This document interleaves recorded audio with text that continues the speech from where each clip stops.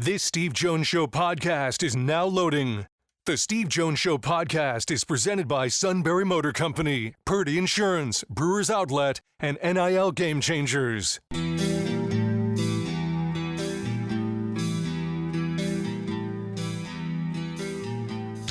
Bringing you an in-depth look at Penn State sports and more. This is the Steve Jones Show on News Radio 1070 WKOK. The Steve Jones Show is presented by Brewers Outlet, NIL Game Changers, Sunbury Motor Company, and Purdy Insurance. Now from the Sunbury Motor Studio, here's Steve Jones.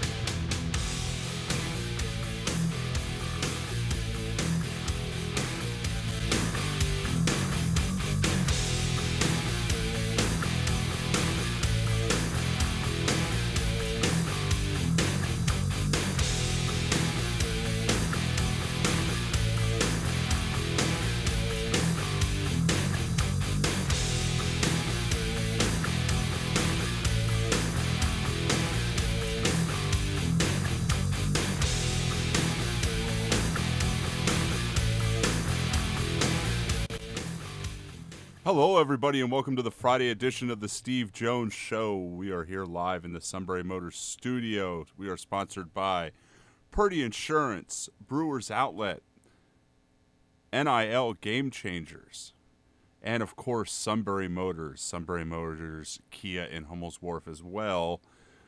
Steve's still in Minneapolis. Penn State fell last night in the late game to Indiana, 60-58.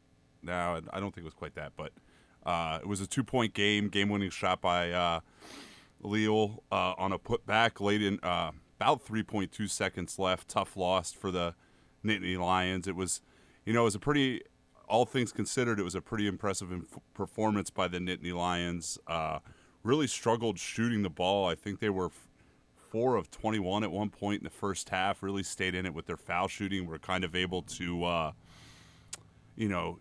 keep Indiana in sight until they were able to hit some shots early in the second half, and then it was a real close and entertaining game in the second half. What else did I watch last night? Watched a lot of Duke and North Carolina State. That was kind of a surprise to me. Duke had been playing fairly well. North Carolina State, I think, was just a couple games above 500, but they looked real impressive. But you know how that goes in a conference tournament. They could revert to what they were all year when they come out tonight in the semifinals. Watched a little bit of BC and Virginia, and that was close. I wouldn't go as far to say it was real entertaining at times, but that stayed close, and Virginia was able to pull that one out. Watched a little bit. There we go. I got it. Yeah. No, just I had trouble connecting. It's another Kevin Hur production. You just don't know. I believe that the equipment he gave me was made in the old Soviet Union. So if you hit you hit it on the side, and it works because it only understands force. All right, so. Or your Fonzie. All right. Oh yeah, not that good. All right, so I'm still in Minneapolis, if you're wondering. We can't leave until 5 o'clock this afternoon because of plane availability. So that's where we are. I will start with Aaron Donald retiring, then we'll get to Penn State Pro Day. Aaron Donald, it set the standard for what the truly great defensive tackle is. There'll be defensive tackles that will come into the league, and they will be measured by Aaron Donald. That's how great he was. Just like, I'm sitting here in Minnesota, and there's a state judge that is here in Minneapolis, or at least was for a long time, by the name of Alan Page. And Alan Page was one of those who back in the 70s set a standard along with Joe Green. In other words, when you're comparing tackles, hey, Alan Page, hey, Joe Green, right? Aaron Donald is now that for the new generation. That's how great he was. So won a Super Bowl, was great in the Super Bowl, And, I think there's not much more he can say. Look, I talked about Aaron Donald when he was at Pitt. I said, this guy is, man, I'm doing the show. I'm talking about Aaron Donald on the show. I said, watch out, this guy is a great player. Because, you know me, people like Pitt, Penn State, the whole thing, you know darn well I could care less about, if Larry Fitzgerald's great, he's great. Okay? If Aaron Donald's great, he's great. You don't waste words putting down somebody because of what school they went to. You just look at them and go, player, really good. Well, Donald then translated that in the NFL where he was tremendous. And again, all future defensive tackles will be measured against him. Like, where are you on the Aaron Donald scale? How great are you really? Now, Penn State Pro Day today. Saquon Barkley, by the way, was there today. Which was great. Great to get him back on campus. No practice today. Penn State will go tomorrow morning, as a matter of fact. Curtis Jacobs put on quite a show today at Pro Day. And Curtis has put himself, I think, in a position where, and part of this is guesswork on my part, but, when you put together the Combine and the Pro Day, he may have been able to put himself into the second day of the draft.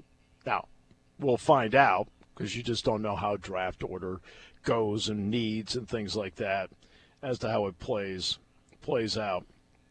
But Curtis Jacobs really impressed a lot of people by what he did at the Combine and what he did at the workout. The interesting part was that when Olu Fashanu was done, the Jets left. Okay, Jets go. Fashanu's done, leaving. I tell you, we've seen enough. Time to go.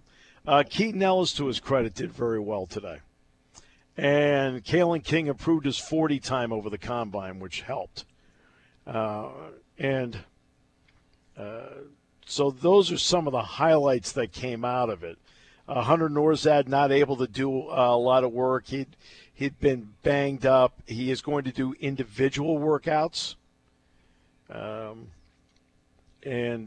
So that's how he'll try and get himself into a camp, by using the individual workouts. So those are some of the impressions from Pro Day today that took place at Huluba Hall. And, a lot of pluses. I mean, a lot of people use I always love look, the 40 is interesting. It's interesting.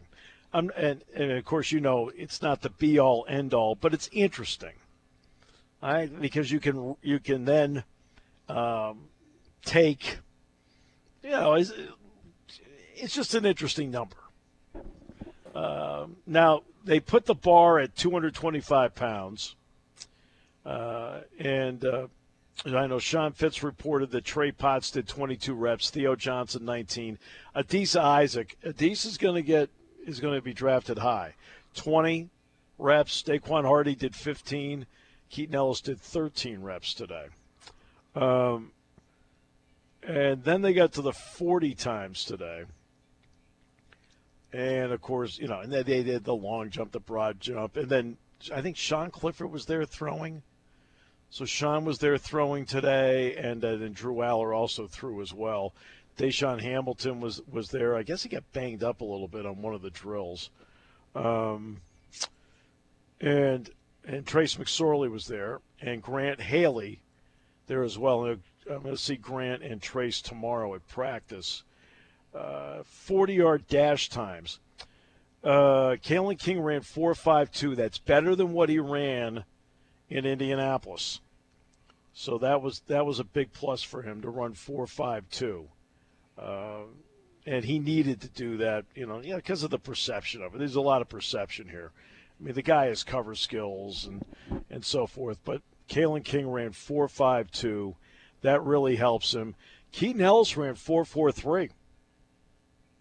Keaton Ellis all did 4.43, and Trey Potts ran 4.6. They did the shuttle. And on the shuttle, King did really well on the shuttle.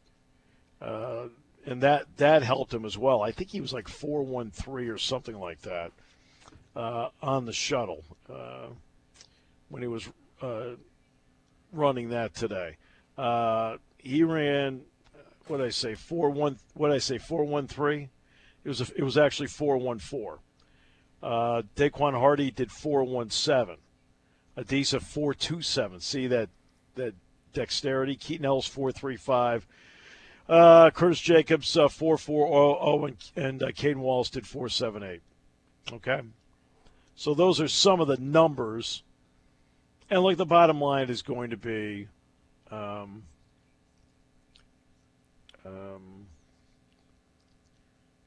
you've put down tape, for goodness sakes. And these guys all have tape. But, Drew Aller was out throwing to Theo Johnson today. It was good. Sean Clifford was there throwing as well. Some of these guys are going to stick around for the weekend. There's going to be a lot of recruits here this weekend as well. So a lot going on.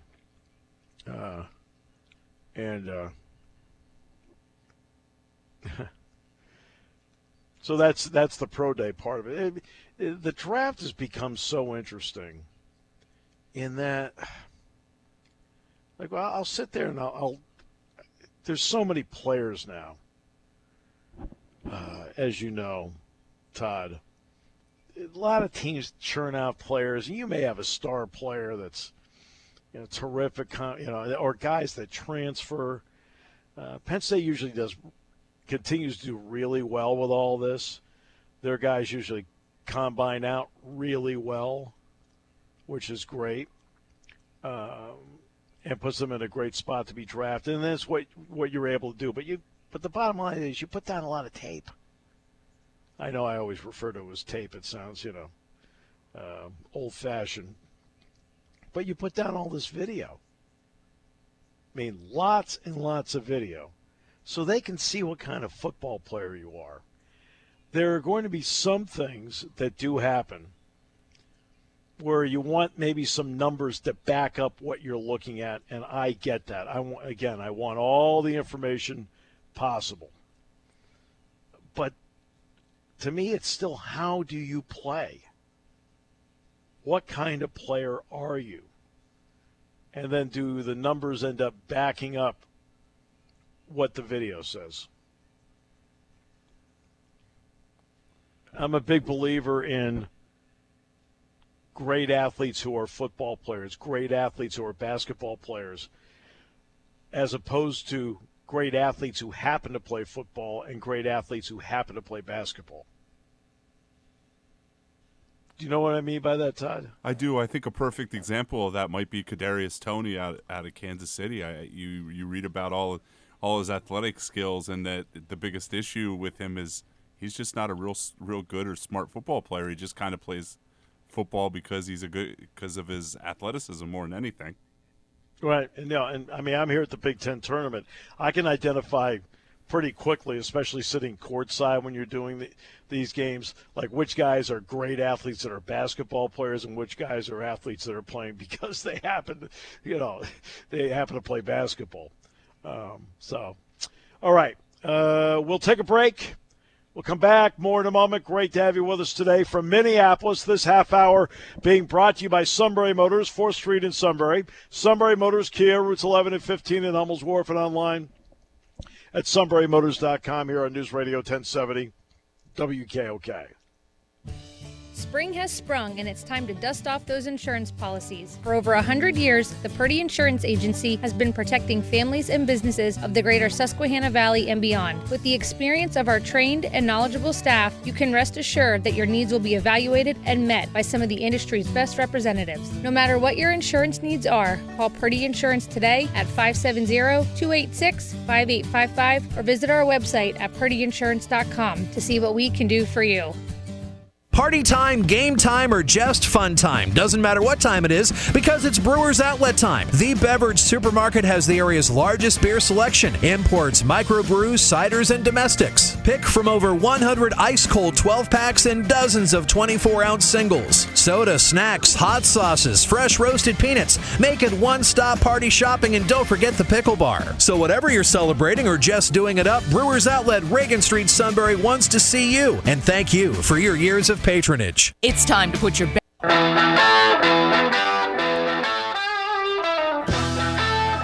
I was listening to that ad about applying. Anything we should know? I don't know. Maybe I should be worried. I haven't seen him yet today, so maybe I'll hide somewhere. Or maybe it's the corner office. Have you walked by? Is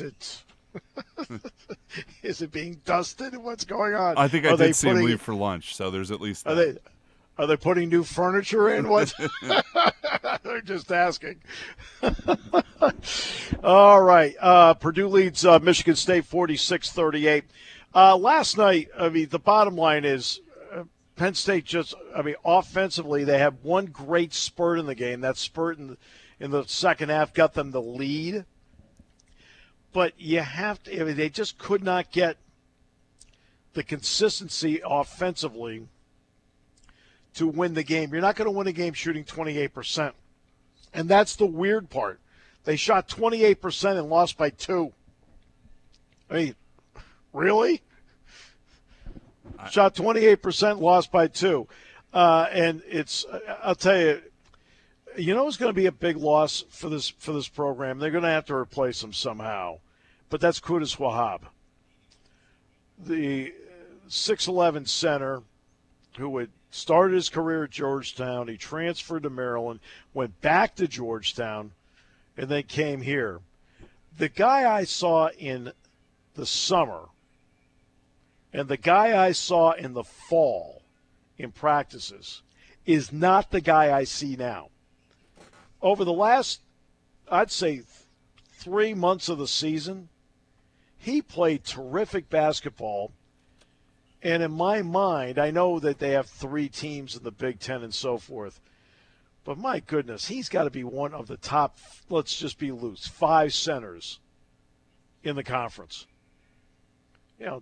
10 points, 8 boards a game, consistent. And I know last night he struggled shooting, and that was one of the killers.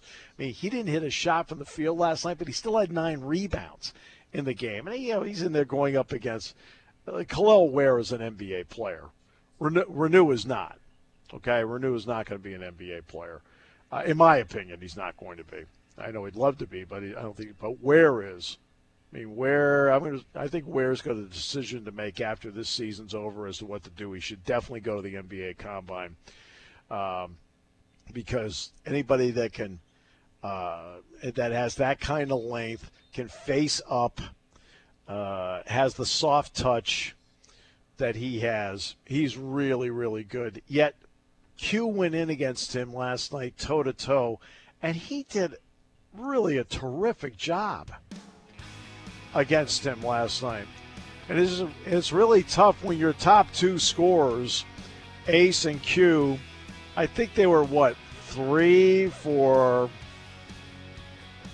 20, 3 for 21 last night from the field. I was going to say, that's a killer. Ace's first make was the drive to open the second half, I think. Yeah, it was. It was. So, it's and again, they lost on a bucket with 5 seconds to go in the game. And by the way, when Puff shot is, I will get into the timeout part because I always love the thought process on the timeout. I want to talk about that quickly because Mike easily made the right choice. My biggest takeaway is I wish Mike had another year to work with this group.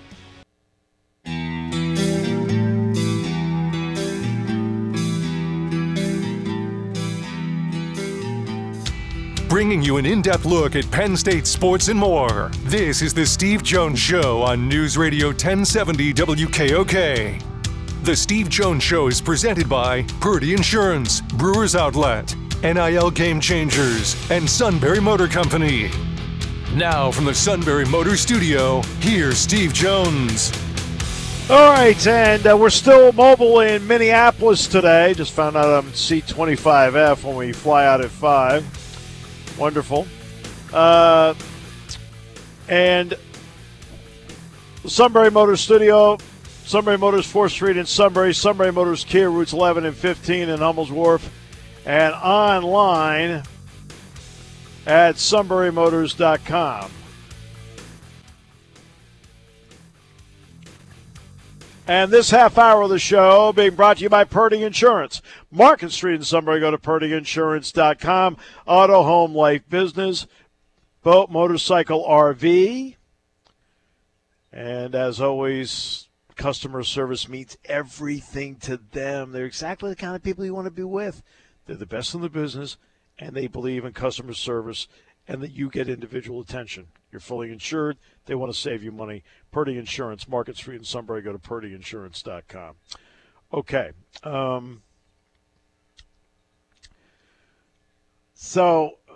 Braden Smith, the really terrific sophomore point guard for Purdue. They're playing Michigan State. Good game. It's 48-45, Purdue with 11 minutes to go. Smith was driving the bucket, and Tyson Walker slapped down at the ball and missed the ball with his hand and hit him hard in the knee, and Smith went down. Chad Young, the trainer, went running over, and now he's in the back area. And it looks like he's walking it off right now, so I wouldn't doubt he comes back in. But see, I see stuff like that, and you get a little cynical about stuff these days. You know, the first thing I thought of, there's going to be somebody that will see that happen. Somebody, a person. I mean, look, there's billions of people in the world. There's 335 million people in this country. Everybody has opinions. Oh, I'll tell you, maybe they shouldn't have these conference tournaments. Or you ought to hold the players out of the conference tournament, get them ready for the NCAAs.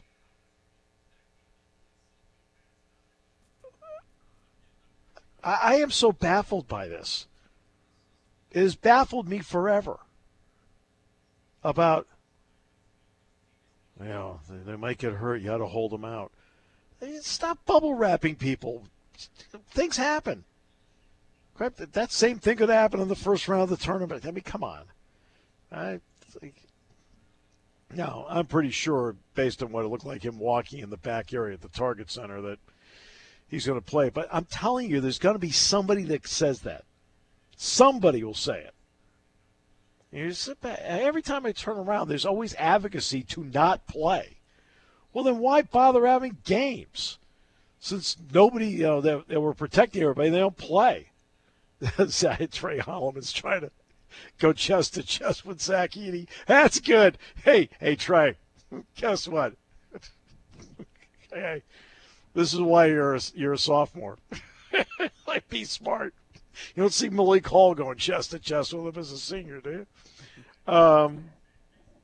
See, that's what there's so much advocacy to not do things these days because you might get hurt. Well, you might get hurt in warm-up. Could step wrong off the curb on the way into the arena. Exactly. Come on. You know? I mean, first of all, games are work, a lot of skill, but also for the players, the games should be fun. I mean, I hope they're looked at as fun. I don't want the games to be a means to an end. They should be fun. I've never met a player that prefers practice to a game. So. No. And practice is harder than a game mostly. Yeah, definitely. Yeah. You don't run near as much in a game as you do in practice. Now let's get to end of the game last night. Leal makes a fine play, gets the right spot, right time, and makes the layup. Okay. And look, and Leal is I was talking to Don Fisher, Indiana's play-by-play guy, afterwards. I said, Don, he is the ultimate older program guy. He goes, oh God, yes, everybody in the program loves that kid. That's why the fans love him. He's not a starter. He's not a star. But you know what? He gets the layup. So Mike Rhodes does have a timeout remaining, but there's 5.1, I think 5.1, 5.2 remaining. Okay.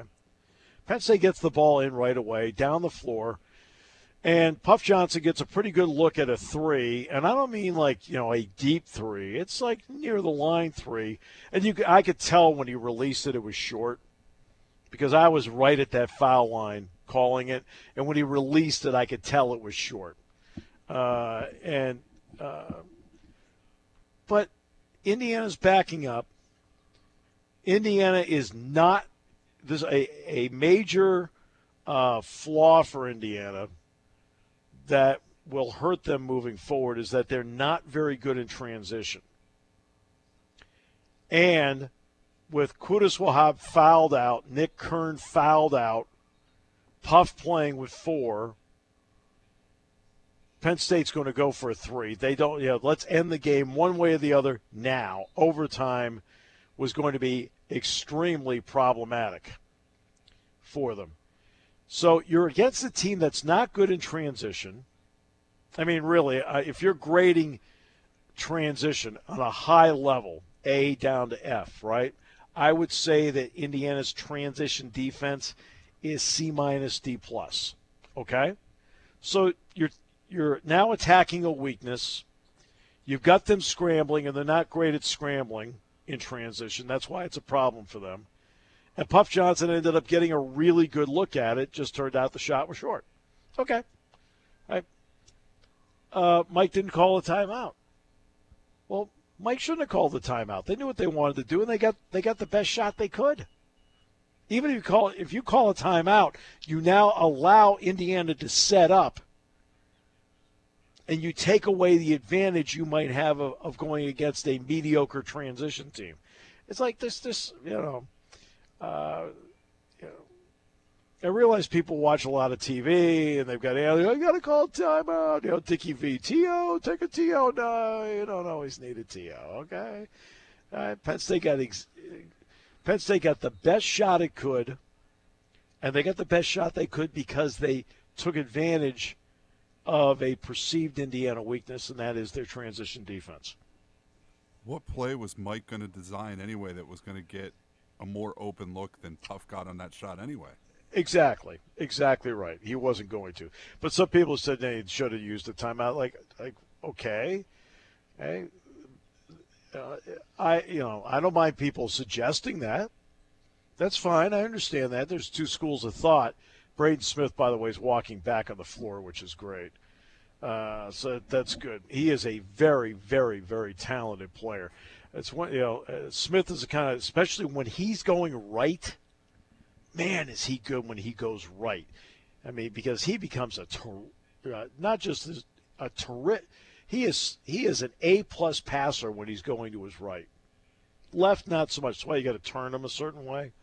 But it's good to see him back, and he's talking to the assistant coaches about his injury, and they're all laughing about it. So it can't be that bad. But again, I mean, these are all, you talk about having all the information, and that's why you do scouting, and that is why you go through all the tapes and so forth. And that's why in a position like that, that's why the head coach has all that information in his head ahead of time. Where you look out and go, okay, ahead of time, what happens to be one of the weaknesses of this team? Well, in that situation, one of the primary weaknesses of the team that they are facing happened to be that situation. And Puff was short with the shot. It was exactly, I did not in any way, shape, or form expect Mike to call a timeout. No way. I don't think I said it on the broadcast, and the reason I didn't say it on the broadcast is for a very simple reason. Leal scores with 5 seconds to go. The ball's quickly in, and they're going. So you're not sitting there talking strategy. We'd only talk strategy if Mike had called the timeout. But they did exactly what I thought they would do based on how they practiced. I knew how they wanted to approach it, and they did exactly what they wanted at the end. And they got, as you said correctly, Todd, they got the best shot I think they could possibly get in the situation that had a chance. Now Indiana plays Nebraska tonight. But call a timeout. Call a timeout to do what? Let Indiana set up, thus giving them a better chance to defend it?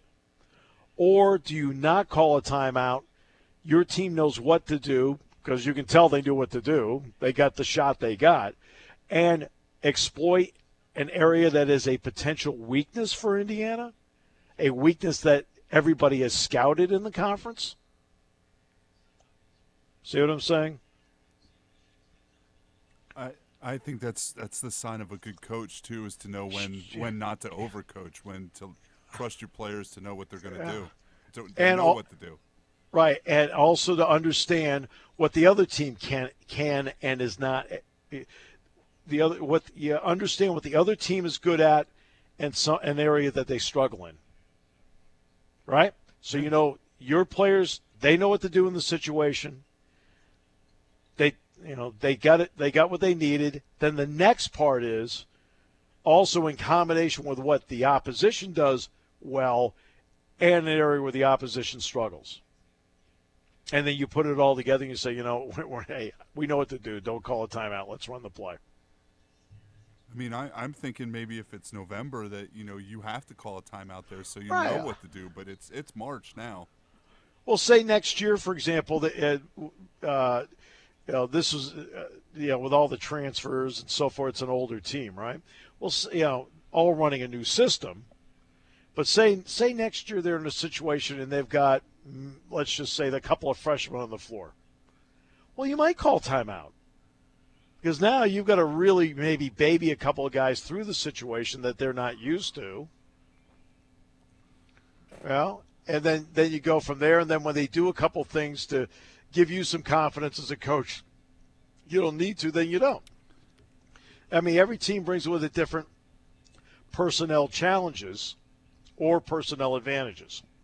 And Mike did it. In fact, to be honest with you, that wasn't even, in my opinion, I don't even think that was a difficult call. I mean, remember the end of the Illinois game. Right? The end of the Illinois game in Rec Hall.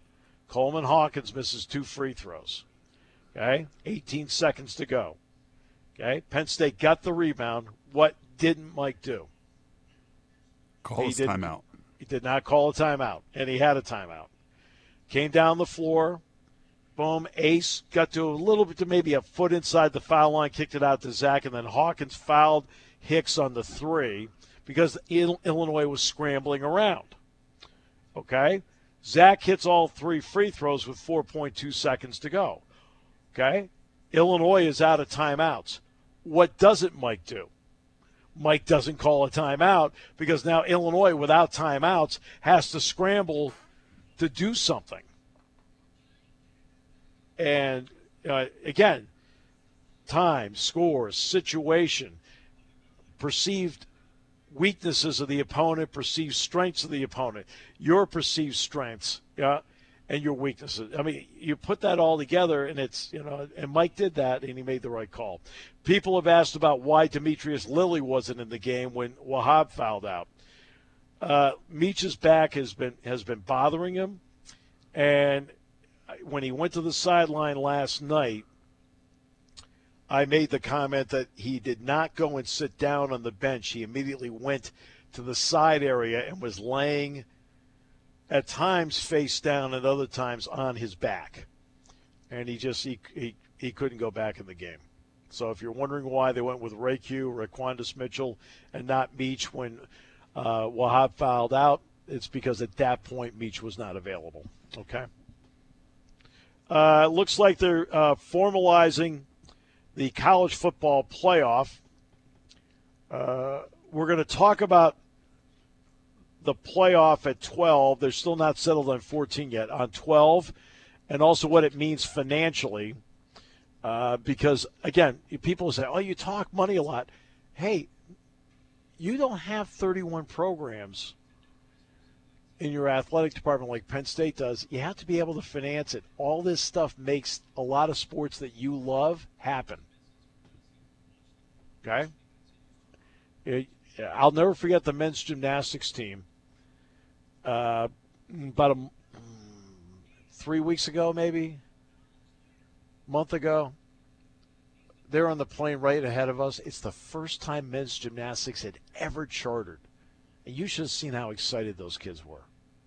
And I asked Randy Jepson about it a week later. I said, Randy, he says, Steve, he says, for all of them, it was a thrill. And they got back after the meet. He says, because of the charter, they didn't have to miss any class. I mean, little things, okay? Little things. Take care of the little things. Big things take care of themselves. Money helps you take care of the little things that make a difference.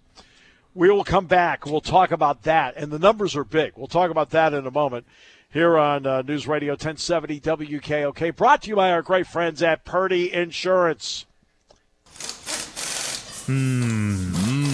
When car repairs get difficult. Well, I just don't know. Me neither. We get good. Sunbury Motors. More than quality new and used cars, Sunbury Motors specializes in complicated auto repair diagnosis. They can handle intricate repairs and even complete auto body with service open Monday through Friday, 7 till 4. And Sunbury Motors has made simple repairs easy. Maintaining your vehicle is necessary. Finding the time to do it is difficult. Welcome to Sunbury Motors Quick Lane. Just walk in or call ahead. Relax in their remodeled waiting room with Wi-Fi, beverages, and snacks. While Sunbury Motors factory-trained techs take care of your oil change, tire alignments, brakes, and inspections. Quick Lane, 6:30 to 6 Monday through Friday, Saturday 6:30 till 2. Sunbury Motors, Ford and Hyundai, North 4th Street, Sunbury. And Sunbury Motors Kia, routes 11 and 15 in Hummel's Wharf. We take the out of auto repair.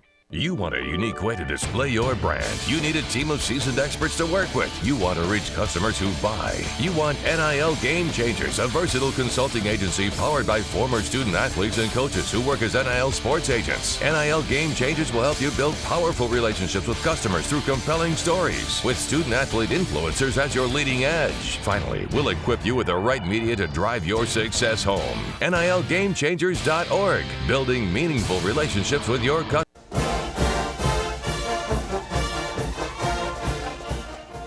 He just went down hard. Now he's fine. He got up. It's going to be a hook and hold call on Madi Sissoko. I mean, I don't think that's a hard call to make.